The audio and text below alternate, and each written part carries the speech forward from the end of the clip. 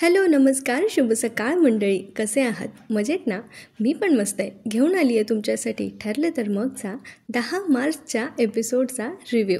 तर काल आपण बघितलं होतं की कलाने अद्वैतसाठी कॉफी केली होती आणि नैनाने त्यात जमाल गोटा पावडर मिक्स केली होती. आता त्या कॉफीचं पुढे काय झालं चला बघूया.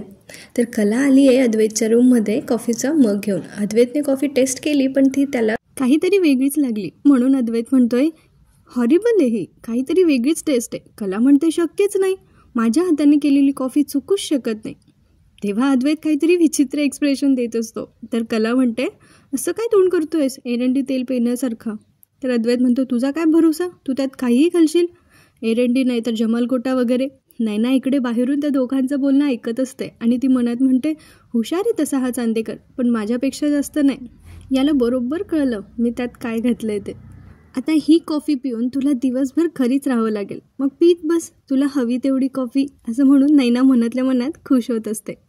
आता कला पण ती कॉफी टेस्ट करून बघते. ती म्हणते, काही वेगळी लागत नाही, कॉफीसारखी कॉफी आहे. पण मग आता नैना म्हणते, माझ्या या कॉफीमुळे आता अद्वैतचीच नाही तर कलाची पण वाट लागणार आहे. आणि मग नैना तिकडून निघून जाते.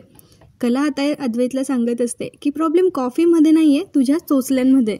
तुला ना नेहमी सगळं कसं असं परफेक्ट लागतं, कधीतरी ॲडजस्ट करता यायला हवं. आता अद्वैत तिला म्हणतो, गप लेक्चर आहे, मी तुला फक्त काय सांगितलं, कॉफी वाईट झाली आहे एवढंच, मी तुला म्हटलो नाही माझ्या मदतीला ये म्हणून, तर किती बोलतेस मला. पुढे ती म्हणते, मग आता या कॉफीचं मी काय करू. तर अद्वैत म्हणतो, मला नको आहे ती, जाऊन फेकून दे. तर ती म्हणते, हां तुमच्याकडे पैसा आहे ना म्हणून तुम्ही असे वागतात. तेवढ्यात तिचं लक्ष जातं की त्या रूममध्ये आता त्या ब्लॅकबोर्डच्या ऐवजी व्हाईट बोर्ड आणलाय अद्वैतने. ती म्हणते, हे काय इकडे, चांगलं फळ होतं ना आधी, मग हा कशाला लावलास. तर अद्वैत म्हणतो, तुझ्यातली भिन्नता लिहिण्यासाठी फळा कमी पडला असता ना म्हणून हा आणला. आता मात्र कलेला राग येतो. ती आता अद्वैतला दम देऊन सांगत असते, ही कॉफी प्यायची, हीच कॉफी प्यायची. अद्वैत म्हणतो, काय जबरदस्ती आहे, मला नाही आवडली आहे ती कॉफी. तर कला म्हणते, आता हीच कॉफी प्यायची आणि जर नाही प्यायलीस ना तर मी नाक दाबून तुझ्या घशात होतील ती कॉफी. 1, 2 आणि ती काउंटिंग सुरू करते. आणि खरोखर तिला घाबरून अद्वैत ती कॉफी प्यायला घेतो. इकडे आता नैनावरून खाली उतरतीये आणि ती मनात जाम खुश आहे. तिला वाटतंय की अद्वैतने आता ती जमाल गोटावाली कॉफी प्यायली आहे. आता ती कोणाच्या नशिबात होती ती कॉफी आज काय माहिती, कळेलच आपल्याला पुढे, बघत राहा. दुसरीकडे आवडत नसतानाही चक्क कलाच्या आग्रहाखातर आता अद्वैतने ती कॉफी प्यायली आहे. आणि आता ती कॉफी पिल्यानंतर तो बोर्डवर काहीतरी लिहायला गेलाय. कला बारीक डोळे करून बघतीये, काय लिहितोय हा. त्याने भलं मोठं काहीतरी 1-2 लाईनचं काहीतरी लिहिलंय. बघू पुढे काय लिहिलंय ते. अद्वैतने त्यावर काय लिहिलंय माहितीये, दमदाटी करून खरे आपलं म्हणणं खरं करते आणि मला माझ्या मनाविरुद्ध गोष्टी करायला लावते. आता ती चिडते ना परत अद्वैतवर आणि त्याला म्हणते, हे काय लिहिलंयस ते, खोड. तर अद्वैत म्हणतो, का, तूच मला पुरावा दिलायस, आता मी माझा पुरावा सबमिट केलाय, सबमिशन डन. कला पुढे म्हणते, याला काही अर्थ आहे का चांदेकर. तो म्हणतो, अर्थ आहे का म्हणजे, मी नेहमी फेअरच असतो, आहे का असा कुठला मुद्दा, असेल तर लिही. आणि तो तिच्या हातात पेन टेकवून तिथून निघून जातो. आता कला विचार करते, काय लिहू मी असं, काय आमच्यात समानता आणि भिन्नता. आणि कलाला भन्नाट काहीतरी सुचलंय. ती म्हणते, हां हे एकदम मस्त सुचलंय, मला लिहिणारच आहे मी, थांब जरा. कला आता तिथे काहीतरी मुद्दा लिहिणार आहे आणि ती मनातल्या मनात म्हणते की हा मुद्दा आमच्यात समान आहे, हे मी खरं करूनच दाखवेल. आता कला पण त्याला सांगत असते अद्वैतला की मी जे लिहीन ना ते तुला मान्य करावंच लागेल. तर तो म्हणतो, बघू ना आधी लिही तर खरं. तर कला म्हणते, लिहीन ना, माझी आजी नेहमी म्हणायची, संयम हा माणसाचा मित्र असतो, अतिघाई संकटात नाही. मग मी का स्वतःला संकटात टाकू. हे बघ, शांतता आणि संयमाने गोष्टी पूर्णत्वाला जातात. आता अद्वैत तिला इथे म्हणतो, खरे बुवा की जय. कला म्हणते, गप ना आता, मी खूप सिरियसली बोलते. हे बघ, शांत डोक्याने शांत विचाराने केलेल्या गोष्टी असतात ना त्याची शहानिशा करायला आपल्याला जरा सोपं जातं. पण आता अद्वैतला तिचं काय ऐकून घ्यायचं नाहीये. तो म्हणतो, गप ना आता, माझं काम झालंय आणि माझं आवरून पण झालंय, मी आता ऑफिसला निघणार आहे, तुला यायचंय तर बोल, नाहीतर मग मी पुढे निघतो. कला म्हणते, हे बरं आहे, तुला बोलायचं असतं तेव्हा बोलून घेतो आणि मी बोलायला लागले की तुला बडबड वाटायला लागते का. मी जरा जास्त बोलायला लागली की तुझे नखरे सुरू, का रे. आता तिला इथे अद्वैतचा राग येत असतो पण तेवढ्यात तिच्या डोक्यामध्ये फ्लॅश होतं त्यांच्या मागे झालेल्या गोष्टी आणि त्यात तिला जाणवायला लागतं की हा चांदेकर मला बोलतोय पण यालाही खूप बडबड करायला लागतं. हा पण एकदा बोलायला लागला की गप्पांचा फट रंगात आल्याशिवाय याचं पण काही समाधान होत नाही आणि ही गोष्ट मी सिद्ध करूनच. आता कला त्याला म्हणते, चांदेकर, मी जर माझा मुद्दा लिहिला आणि तो खरा करून दाखवला तर. अद्वैत म्हणतो, उगीच काहीतरी फालतूपणा करणार असशील ना तर करू नको, एखादी गोष्ट मुद्दाम सिद्ध करण्यासाठी ओढून ताणून जर खरी करणार असेल ना तर गुद्दा घालेला. ती म्हणते बापरे असं करणार आहेस तू.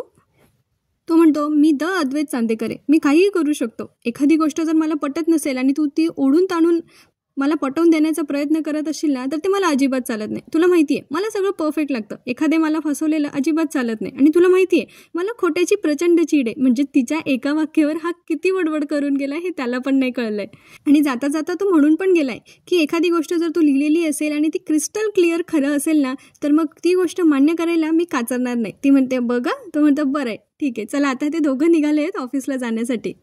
आता त्यांना खाली सरोज मॅम अद्वैतला म्हणत असतात ऑफिसलाच निघालाय ना, चल सोबत जाऊया, कामं उरकून घेऊ पटापट. आणि ते दोघं आता निघालेले असतात. कलाही त्यांच्या पाठोपाठ निघालेली असते. पण अद्वैतला जरा पोटात काहीतरी गडबड झाल्यासारखं वाटतं. ती म्हणते काय रे काय झालं. अद्वैत म्हणतो काहीतरी पोटात कसं तरी होतं आहे, बहुतेक ॲसिडिटी झाली असेल. तर त्याला सरोज मॅम सांगतात की हे अवेळी खाण्यामुळे झालं असेल, काही खाल्लंयस का तू सकाळपासून. तर अद्वैत म्हणतो फक्त कॉफी प्यायली. तर त्या म्हणतात की काही खाल्लं नाही ना म्हणून असं होतंय. अद्वैत म्हणतो ठीक आहे ऑफिसला गेलं की आम्ही काहीतरी मागवतो मी खायला म्हणून असं. आणि आता आजोबाई त्यांना सांगता आबा की काळजी घे. पण मग आता सरोज मॅम रोहिणीला विचारतात चल तू येतेस ना. तर त्या म्हणतात की नाही आज मी नाही येते. आणि अद्वैत पण कलाला सांगतो की भावींकडची जी ऑर्डर आली आहे पॉलिशिंग वगैरे करून तर ते डिझाईन जरा एकदा गेल्यावर व्यवस्थित चेक करून घे. आणि ते सगळे आता ऑफिसला जाण्यासाठी निघतात. आता इकडे आपल्याला मिसेस खरे स्वयंपाक करताना दिसत आहेत. चहा बनवता आहेत ते आणि चपाती करताय. वा काय मस्त भेट आहे. तुम्हालाही आवडते का चहा चपाती. मला कमेंट बॉक्समध्ये नक्की सांगा. मिसेस खरे काम तर करताय पण त्या जरा चिंतेत दिसत आहे. म्हणून मिस्टर खरे त्यांना विचारतात काय गं संगे काय चाललंय डोसक्यात. तेव्हा त्या सांगतात की तुमच्या काय आणि माझ्या काय, सध्या तिन्ही पोरींचाच विचार असतोय डोसक्यात, तिन्हींचं वेगळं वेगळं काहीतरी चाललंय. तेव्हा मिस्टर खरे म्हणतात काजीचा विचार करायलीस ना. तेव्हा खरे त्याला ॲग्री करत म्हणतात की हो ना सध्या त्याचं काहीतरी वेगळंच चालू आहे. आधीसारखी धाकड वागणं इसरूनच गेली आहे बघा. आणि अशानं तिच्या तब्येतीवर परिणाम होईल. गप्प असते ती आणि तिच्या तब्येतीवर परिणाम झाला ना तर मला ते नाही सहन व्हायचं. असं मिसेस खरे त्यांची मनाची खंत त्यांना बोलून दाखवतात. आणि त्या दोघांचं हे बोलणं काजल ऐकत असते. तेव्हा तिच्या लक्षात येतं की आपण अपसेट आहे याचा आपल्या मम्मी पप्पांवर परिणाम होतोय. म्हणून ती आता तिचा मूड वेगळा करून त्यांच्यासमोर येते. आणि ती पुन्हा तिच्या ॲक्शन स्टाईलने किचनमध्ये एंट्री घेते आणि म्हणते सुप्रभात खरे बाई काय चाललंय. आणि मग तिचे बाबा उभे असतात आणि म्हणतात तुमचं काय चाललंय, तुमच्या आयुष्यात काय चाललंय खरे भाऊ, काय झालं, आपण डिस्टर्ब केलं का तुम्हाला. बरं चालेल. मग ती तिच्या बाबांना म्हणते बाबा नुसती चहा काय पिताय. लगेच ती किचनमध्ये इकडे तिकडे बघते. मग तिला समोर गरम चपाती होताना दिसते. तर ती म्हणते अहो बाबा नुसती चहा काय पिताय, थांबा मी तुम्हाला चपाती देते. आणि ती थोडी चपाती शेकून घेते आणि तिच्या बाबांना मस्त गरम प्लेटमध्ये काढून देते. तिचं हे वागणं बघून मिस्टर अँड मिसेस खरे तिच्याकडे जरा आश्चर्याने बघत असतात. तेव्हा काजल म्हणते काय झालं असं काय बघताय. तर मिसेस खरे म्हणतात की आज काय वेगळाच मूड दिसायला आहे तुझा, काही झालं आहे का. तेव्हा काजल ते सावरत म्हणते कशाला काय व्हायला पाहिजे, आपला मूड तर नेहमी असंच असतो ना, आपलं हे वागणं काही तुमच्यासाठी नवीन आहे का. तेव्हा तिचे बाबा म्हणतात अगं नाही 2 दिवसापासून तू शांत होती ना म्हणून ती विचारायली. तेव्हा काजल म्हणते आपण काय असं शांतबिंत नसतो आणि मूळ तो अजिबात नसतो. देवाने इतकं चांगलं तोंड दिलंय ते काय तोंड पाडून बसण्यासाठी. काय खरे बाई खाणे का पिणे का आणि एकदम मस्त मजे जिने का, हाच तर आपल्या लाईफचा फंड आहे. बरोबर आहे ना खरे बाई. आणि मग ती तिच्या आईला सांगते चला आता आपल्यासोबत.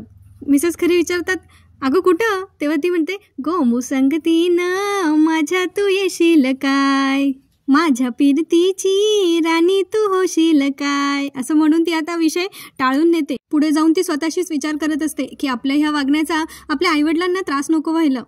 पण तिचं हे वागणं पण मिसेस खरेंना बरोबर लक्षात येतं आणि ते म्हणतात माझी काजू एकदम असं काही घडलंच नाही असं वागायला लागली आहे. आणि तिच्या ह्याच वागण्याची आता त्यांना जरा जास्तच काळजी वाटते. आणि मग त्या विचार करतात की आता आपल्यालाच काहीतरी केलं पाहिजे.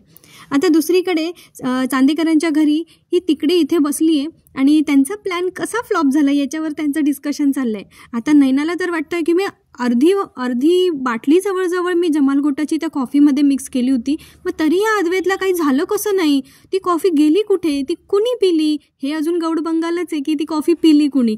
आता मग ते म्हणतात आता ह्या प्रश्नाचं उत्तर कोण देणार. ते सगळं ॲनालिसिस करत असतात की कलाने अद्वैतसाठी कॉफी बनवली होती, नंतर नैनाने त्याच्यात पावडर टाकली होती, मग ती कॉफीचं काय झालं हे विचारण्यासाठी आता नैना म्हणते की आता याचं उत्तर एकच व्यक्ती देऊ शकते आणि ती म्हणजे अंजू. त्यांच्या घरातली हेल्पर.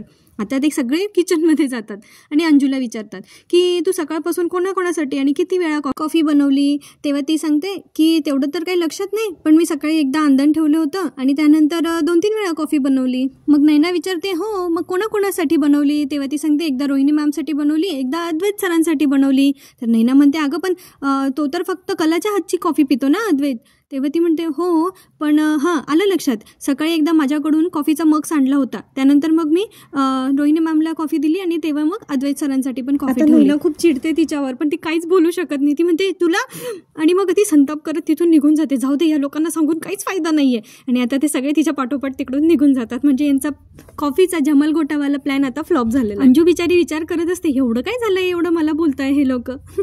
आता दुसरीकडे सोहम आणि अनामिका आज भेटणार होते ना, त्याप्रमाणे ते ठरल्याप्रमाणे भेटलेत. आता ते भेटलेत आणि तेच बहुतेक त्यांच्या कॉलेजच्या जुन्या स्पॉटकडे गेलेत, जेव्हा ते आधी सगळे त्यांची कट्टा किंवा त्यांची फ्रेंड्स गँग सगळे जमत असतील तिथे.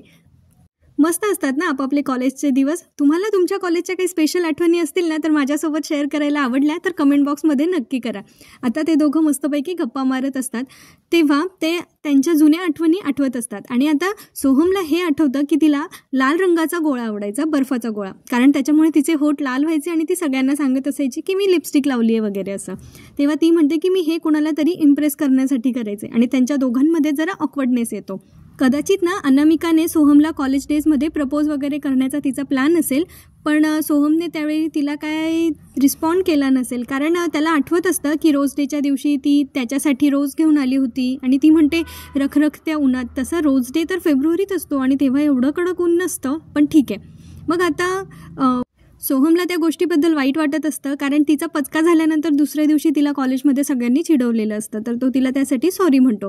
आणि अनामिकाही आता त्याच्याजवळ असं जवळीक साधण्याचा प्रयत्न करते आणि त्याच्या जरा जवळ जाऊन बसते, त्याला जरा चिकटून बसते. त्यावेळेला सोहमला जरा ऑकवर्ड फील होतं, पण तो आता तिला सॉरी म्हणत असतो की त्या दिवशी रोज डेच्या दिवशी तो पोहोचला नाही, त्यामुळे तिला खूप लोकांनी चिडवलं होतं आणि आता तिच्या फिलिंग्स त्याला कळत आहेत. पण याचा अर्थ असा नाही आहे की त्याला अनामिकाबद्दल फिलिंग्स वाटत आहेत, कारण अजूनही तो काजलच्याच विचारामध्ये. कारण ते दोघं जरा बोलत असताना तो तिला म्हणत असतो अनामिकाला की मी तेव्हा जरा मूर्ख होतो आणि मला नाही कळले तुझ्या फिलिंग्स त्यावेळेला. तेव्हा ती पण म्हणते मी पण जरा एका प्रेमात वेडी झाली होती माझ्या एका क्रशच्या. मग तो म्हणतो हां आता जरा बॅलन्स झालं. आणि मग ते दोघं हसायला लागतात, पण हसता हसताही त्याला काजलचाच चेहरा आठवत असतो आणि तिचं बोलणं आठवत असतं. त्यानंतर मग तो अपसेट होतो आणि तिथून निघून जातो आणि मग त्यांचा गोळा पण कॅन्सल होतो. त्यानंतर आता आपल्याला पुढच्या सीनमध्ये आपले हिरो हिरोईन दिसतात जे जरा कामात व्यस्त आहे आणि ते सगळे डिझाईन्स आहेत ना ते आता कला चेक करते. तेव्हा कलाला त्या डिझाईन्सची क्वालिटी खूप जास्त आवडते. ती म्हणते की हे वजनाने एकदम व्यवस्थित आहे, म्हणजे लाईट वेटमध्ये पण छान डिझाईन त्यांनी करून दिलं आहे.